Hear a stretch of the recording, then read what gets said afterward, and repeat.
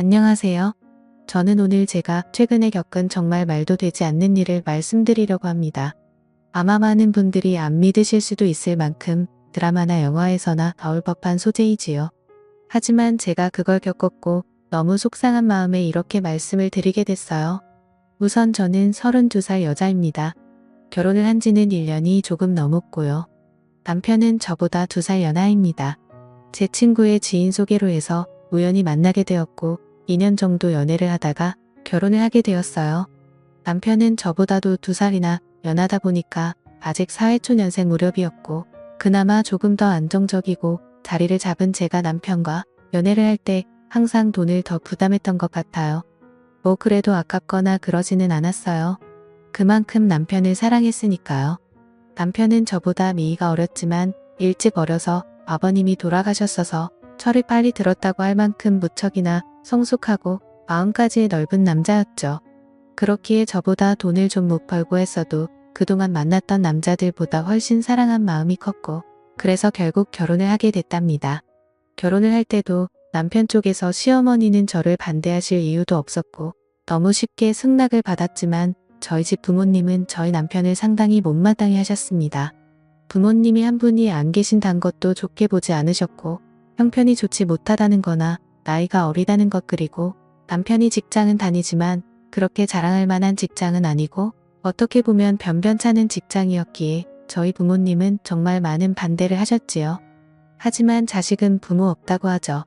저희 부모님도 결국에는 제 뜻을 따라주셨고 결국 결혼을 하게 됐답니다. 결혼 비용은 당연히 제가 더 많이 부담했고요. 저희 집 형편도 그렇게 넉넉한 건 아니지만 남편 쪽보다는 확실히 조금 더 여유가 있는 상황이었고 저 또한 그동안 일을 하면서 허는 곳에 돈을 쓰지 않고 차곡차곡 돈을 모았기에 제 또래 사람들보다는 모아둔 돈이 있었거든요. 그래서 대출을 좀 꺼서 저희 쪽에서 거의 다 내고 집은 제 명의로 해서 결혼을 했답니다. 이건 남편과 저와의 기본적인 설명이고요. 이제 제 여동생 이야기를 꺼내야 될 것 같네요. 저는 형제 중 여동생 하나 있어요. 여동생은 저랑 5살 차이가 나죠. 저랑은 완전히 정반대의 스타일이랍니다. 여자들끼리 흔히 여우라는 표현을 많이 쓰잖아요. 딱 저희 동생이 그런 스타일이에요. 질투심도 엄청 많고 어렸을 때부터 부모님 사랑을 독차지하고 싶어서 저에게 피해를 주면서까지 몹쓸 행동도 참 많이 하는 아이죠. 그에 비해 저는 여우보다는 곰 같은 스타일이라 동생이 그런 행동을 해도 알면서도 그냥 당해졌던 것들이 정말 많고 그냥 그런 모습도 귀여워 보였답니다. 그리고 나이가 먹으면 바뀔 거라 생각했죠. 하지만 여동생은 나이가 먹을수록 더 철이 없어졌고 자기 멋대로였어요. 어렸을 때부터 남자친구를 사귀기 시작해서 똑하면 거짓말치고 집에 들어오지 않는 게 일상이었고 그래서 부모님 속도 많이 썩이고 대학교 가서는 남자를 잘못 만나서 애를 가진 적까지 있습니다. 그때 저희 집은 정말 난리가 났었죠. 고작 20살 애가 그것도 자기랑 동갑내기인 남자랑 사고로 애를 만들어 왔으니까요.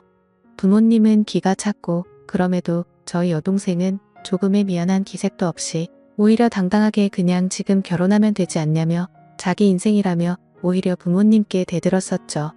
전 그때도 동생을 데리고 나가서 조용히 이야기를 하면서 이 아이의 말도 되지 않는 이야기를 최대한 들어주면서 달래주고 결국에 아이를 포기하게 했지요. 그리고 이 아이의 남자친구도 제가 만나서 다시는 저의 동생을 만나지 않겠다는 화번까지 들었습니다. 저 또한 정말 너무나 화가 나고 동생한테 실망했지만 저의 부모님까지 동생한테 등을 돌린 마당에 저라도 동생의 이야기를 들어주고 최대한 이 아이의 편이 되어줘야 한다고 생각했어요. 그렇지 않으면 정말 막무가내로 살아야 하는 아이였으니까요.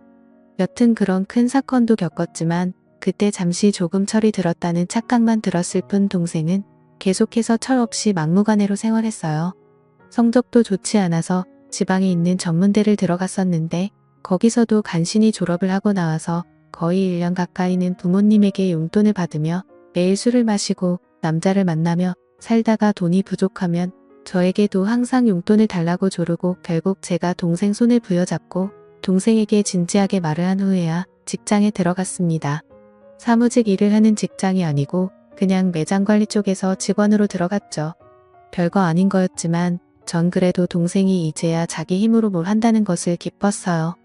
여튼 그렇게 이 아이도 조금은 달라지고 있구나라는 생각이 들 무렵 저는 연애를 하기 시작했고 당시 남편에게도 제 여동생을 소개시켜줬었죠. 결혼까지 생각한 사이였으니까 당연히 제 여동생을 보여준 것이었고 여동생은 저희 남편을 되게 좋아했어요. 앞에서도 말했듯이 저희 남편이 저보다도 성숙한 사람이었고 그렇기에 여동생이 저희 남편에게 정말 버릇없이 굴고 예의 없이 행동해도 남편은 다 귀엽다라고 하며 여동생의 응석을 다 받아줬어요. 그러다 보니까 어느 순간부터는 여동생이 먼저 저희 남편을 불러서 같이 놀자고 조르기 시작했고요. 저는 그래도 여동생이 저희 남편을 좋아하고 잘 따르는 것에 안도를 하고 남편 또한 여동생을 정말 귀여운 동생이라고 생각하는 것이 보여서 결혼 전부터 셋이 종종 모여서 많이 놀았습니다. 그리고 여동생이 남편에게 따로 연락을 하고 만나자고 전화를 해도 저는 그냥 아무렇지도 않았어요.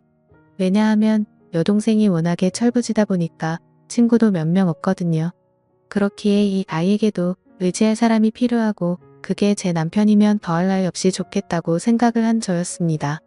남편 또한 저에게 여동생과 연락하거나 둘이 만나는 일이 있어도 항상 저에게 말을 했었죠.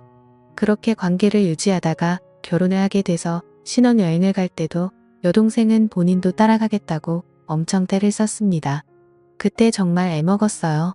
하지만 남편이 하루 내내 동생을 달래서 겨우 뜨지 말리고 다녀왔지요. 그렇게 신혼여행도 다녀오고 행복한 결혼 생활을 하고 있던 무렵 어느 날 갑자기 여동생이 저희 신혼집에 찾아왔어요. 그것도 아주 밤늦게 말이죠. 저와 남편은 깜짝 놀라서 무슨 일이냐고 물었지만 대답을 하지 않더라고요. 그래서 바로 저희 부모님께 전화를 걸었더니 여동생이 너무 잦은 위박을 해서 뭐라 한마디 했더니 집을 나가버렸다고 하더라고요. 저는 여동생에게 어서 집으로 들어가서 부모님께 말씀드리라고 했지만 저희 남편은 저와는 정반대로 동생을 다독여주며 달래줬어요. 동생은 결국 그날 집에 안 들어갔고 저희 집에서 생활을 하기 시작했답니다. 집에 돌아가도 자기는 또 뛰쳐나올 거라고 차라리 여기서 살고 싶다고 몇 날 며칠을 떼를 써서 저는 끝까지 반대했지만 결국 남편이 허락을 했고 동생은 저희 집에서 생활을 하게 됐지요.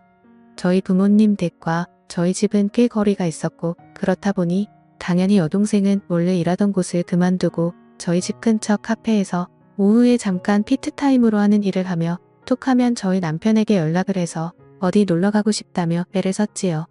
그리고 저와 남편이 퇴근을 하고 돌아와서 셋이 집에 있을 때도 동생은 항상 남편 옆에 붙어 있고 저는 집안일을 하거나 떨어져 있었어요. 아니 더 정확히 이야기하면 여동생이 저를 질투하듯이 남편에게 먼저 가서 아안을 떨고 항상 남편을 졸졸 쫓아다녔지요. 저는 이런 여동생의 모습에 화가 나기도 해서 남편에게 가끔씩 투정을 부린 적도 있지만 남편은 제 여동생이 어렸을 때 그런 큰일도 겪었다는 거에 안타깝게 생각한다면서 저의 투정보다는 항상 여동생을 더 먼저 신경 쓰기 시작했지요. 그리고 저도 여동생을 견제한다는 게 뭔가 말이 안 되고 제 스스로 웃기기도 해서 그냥 신경을 쓰지 않으려고 노력했답니다.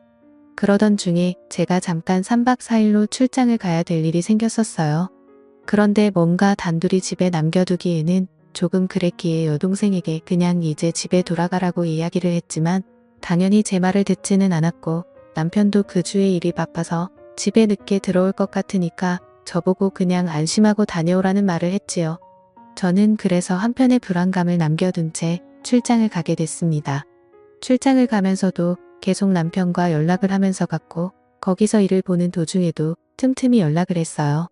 그러다가 거기 일정이 예정보다 하루 일찍 마치게 되었고 그냥 거기서 하루 쉬고 올 순 있었지만 저는 바로 그날 출발해서 집에는 새벽에 도착을 하게 되어서요. 그렇게 집 비밀번호를 열고 들어가는데 우선 눈에 보이는 거실에는 안주거라고 보이는 여러 음식과 함께 술이 있었고 저는 바로 동생 방을 가보았지만 동생이 없기에 불안한 마음으로 문이 닫혀있는 저와 남편의 침실에 있는 방의 문을 열었더니 남편과 동생이 연인처럼 누워있더라고요. 저는 그 순간 정신이 멍했습니다. 아니, 그 상태로 몇 초 정도를 아무 말도 못하고 있었던 것 같아요. 그리고 나서 정신이 번쩍 들었고 소리를 질렀죠. 그때 남편과 여동생은 깜짝 놀란 채로 일어나더라고요. 둘이 변명하기도 전에 당황해하는데 그냥 딱 불륜 현장에 들켜서 행동하는 남자와 여자 같더라고요. 저는 그 꼴을 도저히 볼 수가 없어서 집에서 나갔고 그날 제 차 안에서 밤을 새고 그 다음날 집으로 들어갔습니다. 남편과 여동생은 일을 나간 상태였고 집에는 아무도 없었죠. 먹은 것도 깨끗이 치워놨더라고요.